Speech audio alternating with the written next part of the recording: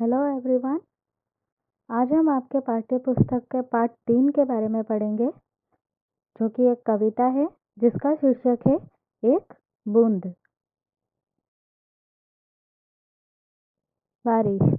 बारिश सभी को ही बहुत पसंद आती है, लेकिन क्या कभी आपने ये सोचा है कि बारिश की जो ये बूंदें हैं, ये आसमान से गिरते समय क्या क्या सोचती है। तो चलिए अब इनकी सोच को हम इस कविता के माध्यम से पढ़ते हैं।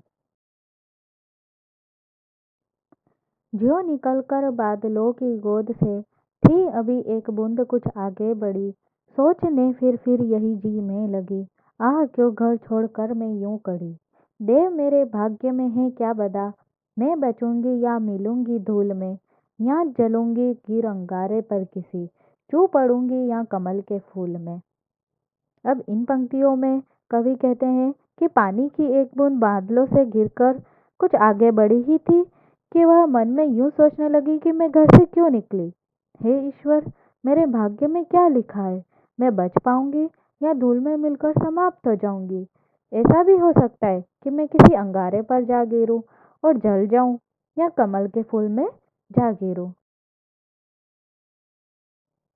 बह गई उस काल एक ऐसी हवा, वह समुंदर और आई अनमनी, एक सुंदर सीप का मुंह था खुला, वह उसी में जा पड़ी मोती बनी।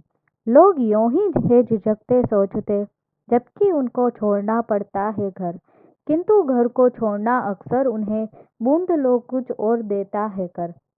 अब कवि कहते हैं कि जब हवा चली थी तो बूंद उस हवा की वजह से इच्छा न होते हुए भी समुद्र की ओर चली गई, और वहां एक सुंदर सीप का मुंह खुला था, वह उसमें जा गिरी और मोती बन गई।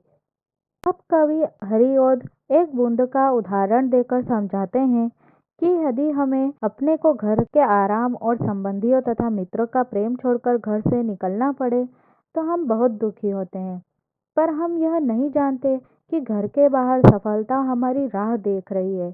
अतः हमें सदा चुनौतियों का सामना करने के लिए तैयार रहना चाहिए।